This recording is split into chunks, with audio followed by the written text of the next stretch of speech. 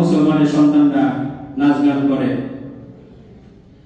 আমরা তো আপনাদের উৎসবের মধ্যে যাই না, কিন্তু আপনারা আমাদের উৎসবের মধ্যে আসে না। দেখবেন এই প্রসাদ খাইতে চায়, খুব বরকত মনে করে যে প্রসাদটা না খেলে তো হয়। হিন্দুদের কোনো তরল জাতীয় খাবার আপনি খেতে পারবেন, এটা নিষেধ। এই যে সামনে রমজান আসতেছে, আপনি ইচ্ছা করে যে তাদের হাতে এটা আপনি খেতে পারবেন না, কারণ বেনামাজের হাতে যেখানে খাওয়া নিষেধ, যারা আল্লাহ তাআলাকে ভয় করে পরিপূর্ণ, সেখানে একজন ওই তো মুসলমানই না। মিষ্টি আপনি মুসলমানের দোকানের মধ্যে কিনতে হবে, কারণ ওরা ওদের মতো করে বানায়। তো এগুলা আমাদের অনেকে আমরা জানি না। হ্যাঁ, অনেক যদি ভালো যদি কেউ যদি থাকে, অনেক সময় চলতে ফিরতে দেখা যায়, অনেক সময় বন্ধু হয়ে যায় মানুষ হিসাবে, তখন তাকে রক্ষা করার জন্য, সন্তুষ্ট করার জন্য আপনি একটা শুকনা জাতীয় খাবার খাইতে পারেন, জিরা বলে এটা খাওয়া যায়। কিন্তু তাদের হাতে তরল জাতীয় খাবার এটা কি করা যায় না, খাওয়া যায়। এই জন্য এগুলা জানতে হবে, শিখতে হবে। আর এখন তো আমাদের রজব মাস শেষ হয়ে প্রায় শ্রাবণ মাস চলে আসছে।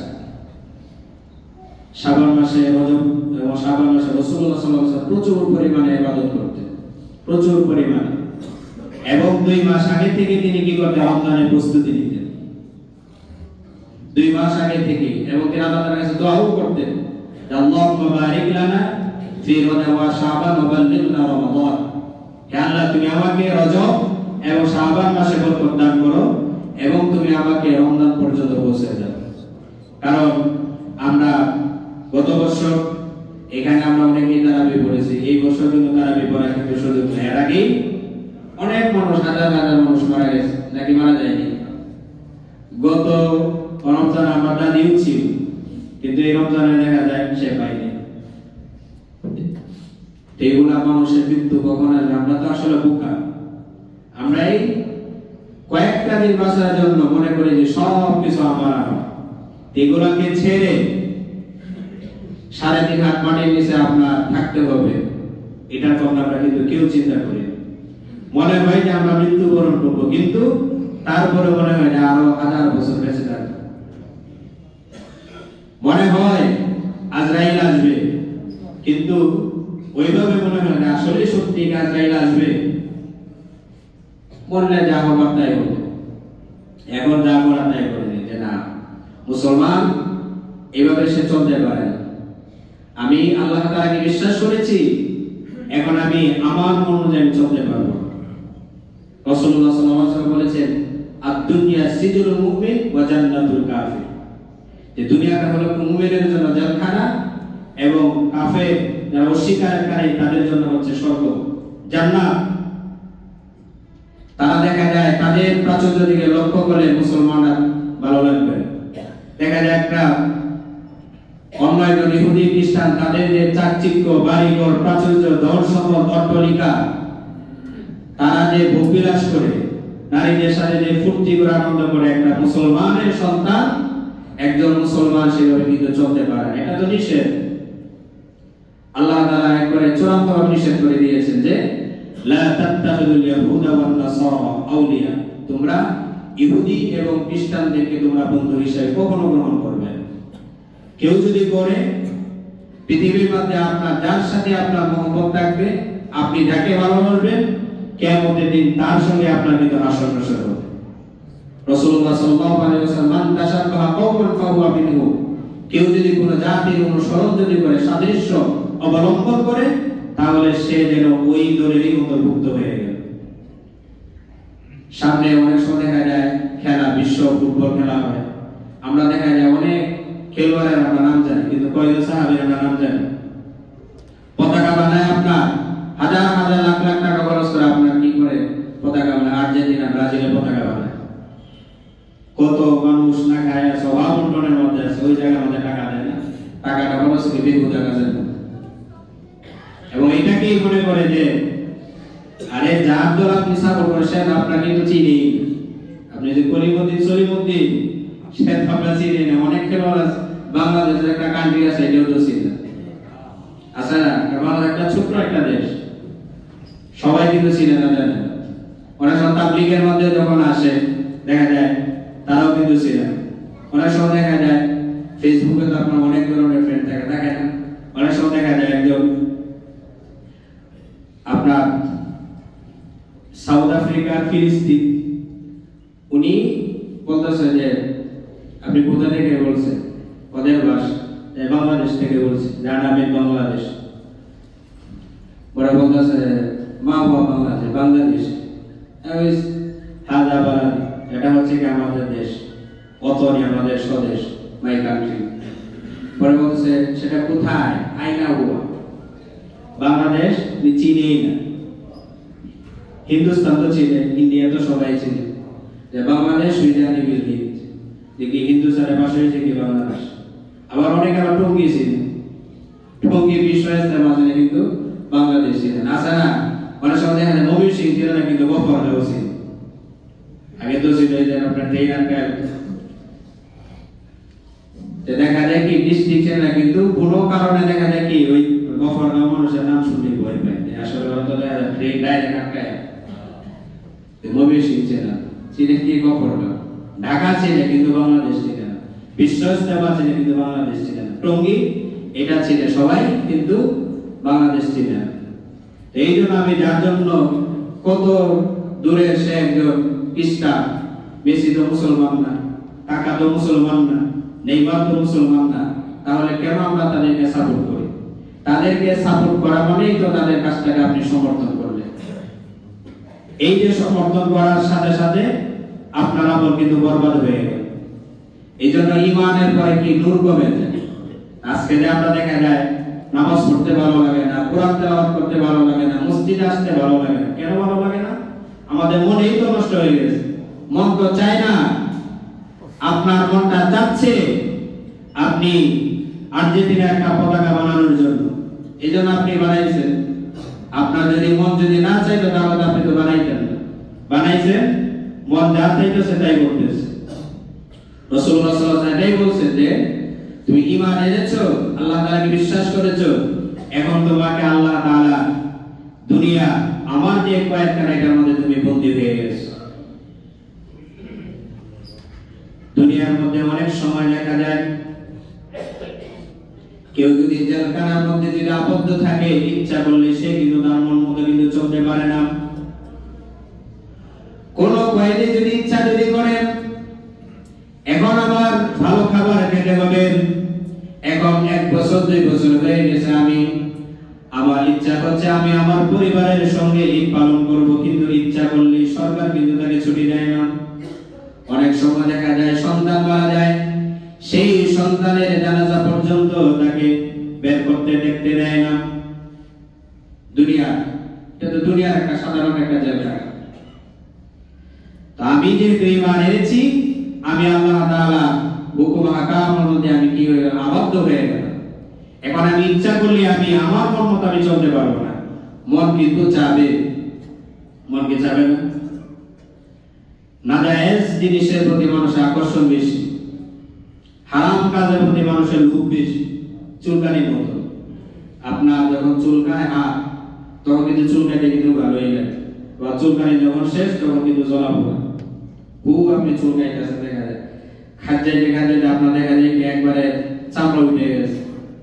যখন চুলকানি যখন শেষ তখন কিন্তু জ্বলা পোড়া। তো মানুষ যখন কোন আকাশ করে তখন কিন্তু খুব মজা পায়। তো এই শাস্তিটা কি কবরের মধ্যে সে কিন্তু পাবে। এই জন্য আমরা মুসলমান, আমাদের আমলগুলা প্রত্যেকটা আমল, প্রত্যেকটা কাজ রাসূলুল্লাহ সাল্লাল্লাহু আলাইহি ওয়াসাল্লামের সুন্নাত অনুযায়ী, আদর্শ অনুযায়ী আমি যদি করি, এটাই হচ্ছে কি প্রকৃত ভালোবাসা। রাসূলুল্লাহ সাল্লাল্লাহু আলাইহি ওয়াসাল্লাম আল্লাহ তাআলা বলে দিলেন যে ইন কুনতুম তুহিব্বুনাল্লাহ, যদি তোমরা আল্লাহ তাআলাকে ভালোবাসতে চাও, ফাত্তাবিউনি, তাহলে তোমরা কি করো, আমার অনুসরণ করো। রাসূলুল্লাহ সাল্লাল্লাহু আলাইহি ওয়াসাল্লাম আমার অনুসরণ করো। অনুসরণটা কি?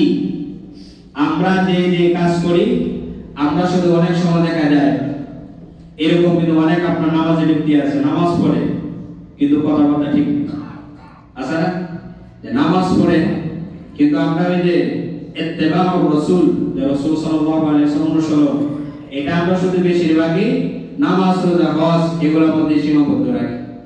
আর মুআমালাত মুআশারাত এগুলোর মধ্যে কি না, এগুলোর মধ্যে আমরা রাসূলুল্লাহ সাল্লাল্লাহু আলাইহি ওয়াসাল্লাম আদর্শকে আমরা লালন পালন করি। রাসূল সাল্লাল্লাহু আলাইহি ওয়াসাল্লাম কি বলছেন, আল্লাহ তাআলা নিজে অর্ডার দিলেন, আদেশ দিলেন, ওয়াকুলু লিন-নাসি হুসনা, মানুষের সঙ্গে কি করো, ভালো আচরণ, ভালোভাবে সুন্দরভাবে কথা বলো। এটা আল্লাহ তাআলার নির্দেশ, ওয়াকুলু লিন-নাসি হুসনা, মানুষের সঙ্গে কি করো, ভালো করে সুন্দর ভাষায় মাধুর্যভাবে তুমি কি করো, কথা বলো। কিন্তু আমরা দেখা যায় অনেক সময় যাদের অধীনে কাজ করা হয়, মিল ফ্যাক্টরির মধ্যে আপনি চাকরি করতেছেন, আপনার যে বস আছে, পিএম আছে, জিএম আছে, যে আপনার সুপারভাইজার আছে, সাধারণ ওয়ার্কারদের সাথে কিন্তু খুব খারাপ ব্যবহার করে, অনেক অশ্লীল ভাষা পর্যন্ত তাদের আপনার ব্যবহার করে, একেবারে এগুলা ভাষায় প্রকাশ করা যায় না। অথচ সে মুসলমান, সে একজন মুসলমান, অথচ গালিগালাজ করতেছে। একটা যারা অমুসলিম তাদেরকে গালি দেওয়া নিষেধ, সেখানে আপনি একজন মুসলমান হয়ে মুসলমান আমরা গালি দিচ্ছি, এটা কিন্তু খুবই দুঃখজনক বিষয়। এই জন্য প্রত্যেকটা আচার ব্যবহার কথাবার্তা আমরা অনেক সময় দেখা যায় যা যেরকম মন চায় মুখ থেকে কিন্তু অকপটে কিন্তু আমরা কথা কিন্তু বলে ফেলি, কথার মাধ্যমেও কি মানুষ কি জান্নাতে যাবে, জাহান্নামে যাবে। আমাদের তো কিরমান কাদিমিন আছে, দুইজন সম্মানিত লেখক আছে না, ইয়ালামুনা মা তাফআলুন, তারা জানে আমরা যা করি, আমরা যে কর্মগুলো করি তারা এগুলো সব লিপিবদ্ধ করে রাখে। সূরা আব্দুল কাফের মধ্যে বলে, মা ইয়াতালাফাযু মিন কাওলিন ইল্লা লাদাইহি রাকীবুন আতীদ, আল্লাহ তাআলা বলেছেন যে একটা কথাও ফেরেশতারা কি করে না, বাদ দেয় না। একটা কথা আপনাকে জান্নাত পর্যন্ত নিয়ে যাবে, একটা কথা জাহান্নাম পর্যন্ত নিয়ে যাবে। আমরা কিন্তু কথা কিন্তু হিসাব করি, কথা কম বলা সবচেয়ে ভালো কি, মানে একবার কম কথা বলা, মানুষ সমাধান দেয়, যে চুপ থাকে কি করে সে রাজাত পায়। রাসূলুল্লাহ সাল্লাল্লাহু আলাইহি ওয়াসাল্লাম হাদিস, যে হযরত আবু হুরায়রা রাদিয়াল্লাহু আনহু থেকে বর্ণনা, রাসূলুল্লাহ সাল্লাল্লাহু আলাইহি ওয়াসাল্লাম বলেছেন, عن أبي هريرة رضي الله عنه قال قال رسول الله صلى الله عليه وسلم, যে রাসূলুল্লাহ সাল্লাল্লাহু আলাইহি ওয়াসাল্লাম বলেছেন যে তোমরা কি করো, যে তোমরা তোমাদের নিজেদের পরিবার পরিজন সন্তান সন্ততি সবার চাইতে আমাকে বেশি ভালোবাসতে হবে। যদি তোমরা আমাকে ভালোবাসো তাহলে এটা হচ্ছে কি সত্যিকারের ভালোবাসা। আমরা কিন্তু আমাদের সবচেয়ে বেশি আমরা ভালোবাসি আমাদের সন্তানদেরকে। একটা পিতা মাতার সন্তান কিন্তু অনেক মহব্বত করে ভালোবাসে, কিন্তু ওই সন্তান পিতা মাতাকে কিন্তু এতটুকু ভালোবাসে না। যে পরিমাণ ভালোবাসা একটা পিতা মাতা তার সন্তানকে, ততটুকু ভালোবাসে না ওই সন্তান তার পিতা মাতাকে। বড় হয়ে যায়, সব পরিবর্তন হয়ে যায়। যখনই দেখা যায় সে প্রাপ্তবয়স্ক হয়ে গেছে, তখনই সে অন্যরকম। লিতাবলুগু আশুদ্দাকুম, আল্লাহ তাআলা বলতেছে যে ওয়া মিনকুম মাইয়াতাওয়াফা ওয়া মিনকুম মাইয়ারাদু ইলা আরযালিল উমুর, যে যখন তোমরা আস্তে আস্তে আমি তোমাদেরকে মায়ের পেট থেকে আমি তোমাদেরকে বের করলাম, তখন তো তোমার বুদ্ধি কোনো কিছুই ছিল না। সূরাতুন নামলে আল্লাহ তাআলা বলে আল্লাহু আখরাজাকুম মিন বুতুনি উম্মাহাতিকুম লা তা'লামুনা শাইআ, এখানে আল্লাহ তাআলা যে শব্দটা ব্যবহার করেছেন এনে, যে তুমি কোনো কিছু জানতে না, তোমাকে আমি এমন অবস্থায় পৃথিবীর মধ্যে নিয়ে আসলাম তুমি কোনো কিছু জানতে না। আমাদের অবস্থাটা অস্তিত্বটা কিন্তু এরকমই ছিল। এখানে 100 বছর হয়তো কেউ নাই। আমাদের যে সর্দার মিনহাজুদ্দিন দাদা সর্দার, ওনারও কিন্তু এখন 100 বছর ভিতরে হয়নি, উনি তো মুরব্বী। আরো আমরা দেখা যায় আরো 10 বছর আমরা যুক্ত করলাম। এই 110 বছর আগে কোন অস্তিত্ব ছিল? কথা বলে না। আমরা যে এখানে কথা বলতে এই যে এত মানুষ তো 100 বছর আগে কোন অস্তিত্বই ছিল। তার মানে আবার এই আর 100 বছর পরে আবার কোন অস্তিত্বই নেই। এখন হয়তো 2025 সাল, 3025 সালের সময় দেখবেন যে কেউ নাই। এই পৃথিবী থেকে একবারে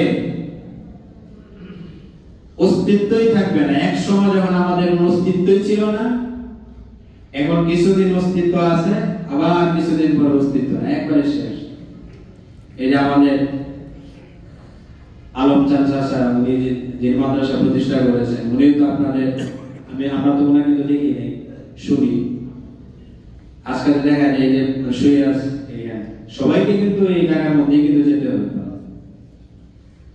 সূরাতুল আনকাবুত আল্লাহ তাআলা এটাই বলেন, কুল্লু নাফসিন যায়িকাতুল মাউত সুম্মা ইলাইনা তুরজাউন। আমরা শুধু সবাই বাস করার সময় কিন্তু এই কথাটা বলে যে কুল্লু নাফসিন যায়িকাতুল মাউত, প্রত্যেকটা প্রাণী মৃত্যু স্বাদ গ্রহণ করবে। পরের যে আয়াতের অংশটা সেটা আমরা কেউ বলি না। আল্লাহ তাআলা বলতেছেন তারপরে কিন্তু তোমরা আমার কাছে কিন্তু ফিরে আসতে হবে, সুম্মা ইলাইনা তুরজাউন, আমার কাছে ফিরে আসতে হবে। আল্লাহ তাআলা বলতেছেন যদিও তোমাদের কোনো অস্তিত্ব থাকবে না, এক সময় আসবে কোনো অস্তিত্বই থাকবে না, কিন্তু তুমি মনে করবে না যে তুমি একেবারে শেষ হয়ে গেছো। মানুষের দেহটা, শরীরটা নষ্ট হয়ে যায়, কিন্তু রূহটা, আত্মাটা নষ্ট হয় না। সেটা আপনার মৃত্যু হওয়ার সময় সেটা প্রত্যেকের চেহারা ছবি, একটা প্রতিচ্ছবি নিয়ে সে দেহ থেকে বের হয়ে যায়। এই যে তখন ওই দেখা যেন সব আফসোস করবে। হঠাৎ করে আপনি যখন আজরাইলকে যখন দেখবেন, ভয় পাবেন না? কথা বলেন। আমরা তো রাস্তা দেখে হঠাৎ করে একটা বিড়াল সামনে বললে তো আপনি শরীরে একটা ঝাঁকি মারেন। একটা কালো কুকুর যদি দেখেন হঠাৎ করে আপনার সামনে হঠাৎ করে হাজির, আপনি তো মনে করেন একবার থরথর করে যে কি হয়েছে না জানি। হঠাৎ করে একা একা আপনি রাস্তায় হাঁটতেছেন, গাছে একটা পাতা পড়লেও না জানি কি জানি পড়তেছে। এত ভয় যে আজরাইল আপনি দেখে ভয় পাবেন না? কথা বলেন। অবশ্যই ভয় পাবে, কোরআনের মধ্যে আছে। হঠাৎ করে আজরাইল আপনি যখন দেখবেন এত বড়, তার সাথী সঙ্গীরা আপনার সামনে এসে হাজির, তখন ওই ফেরেশতা আবার আপনার সাথে কথা বলবে। যদি আপনি নেককার বান্দা হন, বলবে এই লা তাখাফ ওয়ালা তাহজান, ভয় পাওয়ার কিছু নেই, দুঃখিত হওয়ারও কিছু, টেনশন করার কোনো কি নাই, কোনো অপশন নেই তোমার। কিন্তু ইস্তেকামাতের সাথে আমল করতে হবে। আমল করি, একদিন একবার নামাজ পড়লাম, আমরা অনেকেই মনে করি যে দানের কথা আমাদের গত শব্দ বলা হয়েছে, মনে মনে যে কতদিন আগে গেছে একটা ওয়াজ গেছে, একটা ওয়াজের সময় সবাই একটু তসমস করা হইলো, হাউজিং প্রত্যেকটা বাড়ি বাড়ি যায় টাকা পয়সা, আর ওয়াজটা শেষ হইতে না হইতেই আর একটা রোগী চিকিৎসার জন্য টাকা, আরে প্রত্যেক সপ্তাহে কি টাকা দেয়? গত সপ্তাহে তো আমি টাকা দিলাম মসজিদের মধ্যে 100 টাকা দিস, এখন আবার এই সপ্তাহে দিতে হবে। এটার নাম কিন্তু ইস্তেকামাত না। কত বছর আপনি ইস্তেমায় গেছেন, এবারও শরীরে শক্তি সম্পদ দেখা যেত, এটা নাম হচ্ছে কি ইস্তেকামাত। যে রমজান আসলেই শুধু কোরআন তেলাওয়াত, সারা বছরে দিনে কোরআন তেলাওয়াত নাই, এটার নাম কি ইস্তেকামাত, অর্থাৎ অটল অবিচল থাকে, এটার নাম ইস্তেকামাত না। আল্লাহ তাআলা এগুলো পছন্দ করেন। আপনি একবারে সবে কদর, সবে বরাতের সময় একদিন রাত দেখা যায় 100 রাকাত পড়লে, সারা বছরে দিনে কোনো খবর নাই। আল্লাহ তাআলা এই এর চাইতে বেশি পছন্দ করে আপনি প্রতিদিন 2 রাকাত করে নফল নামাজ পড়েন কন্টিনিউ, এটা আল্লাহ তাআলা পছন্দ করেন বেশি। তবে হ্যাঁ, কেউ যদি পড়ে এটা যেন আমরা তাকে খারাপ মানে বলা যাবে না। ইসলামের কোন আমলকেই ছোট করে তুচ্ছ তাচ্ছিল্যের সঙ্গে বলা যাবে না। অনেকেই মনে করে যে নামাজ পড়ে না কুরবানি দেয়, এটাও কিন্তু বলা যাবে না। আরে ভাই, সেই কুরবানি করার কারণে যদি কবুল হয়ে যায়, এর বিনিময়ে তো সে নামাজি হয়ে যেতে পারে, হইতে পারে না? এই জন্য এইভাবে ইস্তেকামাতে সে যদি আমল করে, সূরাতুল হামিস্তাদের মধ্যে আল্লাহ তাআলা বলেন, ইন্নাল্লাযীনা ক্বালু রাব্বুনা আল্লাহু সুম্মা ইসতাকামু তাতানাজ্জালু আলাইহিমুল মালায়েকা। আল্লাহ পাক রব্বুল আলামিন বলেন, কেউ যদি বলে, যারা বলে আমাদের রব হলো আল্লাহ, সুম্মা ইসতাকামু, তারপর আল্লাহ তাআলা হুকুম আহকাম এবং নবীজি সাল্লাল্লাহু আলাইহি ওয়াসাল্লামের সুন্নাত অনুযায়ী যদি আমল করতে থাকে, এই আমলের মধ্যে যদি অটল অবিচল থাকে, অটল থাকে, করতে থাকে, আমল করতে থাকে, এই অবস্থায় যদি মৃত্যুবরণ হয়, এভাবে আমল করতে করতে যখন তার মৃত্যুর সময় যখন হয়ে যাবে, তখন ফেরেশতারা তার সামনে নাজিল হবে, তাতানাজ্জালু আলাইহিমুল মালায়েকা। তখন আজরাইল আলাইহিস সালাম এবং তার সাথে অনেক ফেরেশতা থাকবেন। এই ফেরেশতাদেরকে দেখে, হঠাৎ করে দেখে ভয় হওয়াটা স্বাভাবিক। তখন ওই ফেরেশতারা তখন তার সঙ্গে কিন্তু কথোপকথন করবেন, বলবেন আল্লাহ তাখাফু, হে আল্লাহর বান্দা, নেককার বান্দা, তুমি ভয় পেও না, ওয়ালা তাহজানু, তুমি দুঃখিত হও না। কারণ শরীর থেকে যখন আত্মারা যখন বের করে নিয়ে যাবে, এতদিন পর্যন্ত সে আলমনগর হাউজিং এর মধ্যে ছিল, সেইখানে আপনার জন্মস্থান হইল, সেখানে দেখা যায় 20 বছর 30 বছর 50 বছর একটা গ্রামের মধ্যে ছিল, মানুষের সাথে একটা উঠা বসা হয়েছে। হঠাৎ করে সে যখন এখান থেকে সে যখন অন্য একটা জগতের মধ্যে যখন চলে যাবে, তখন ভয় হইতে পারে। এই ভয়টা ফেরেশতারা যখন বলবে, হে আল্লাহর নেককার বান্দা, তুমি ভয় পেও না, ওয়ালা তাহজানু, তুমি দুঃখিত হও না। দুঃখিত হওয়ার কথা, চিন্তা হওয়ার কথা। কারণ অনেক সময় দেখা যায় অবুঝ বাচ্চারা থাকে, নিষ্পাপ বাচ্চারা থাকে, 1 বছর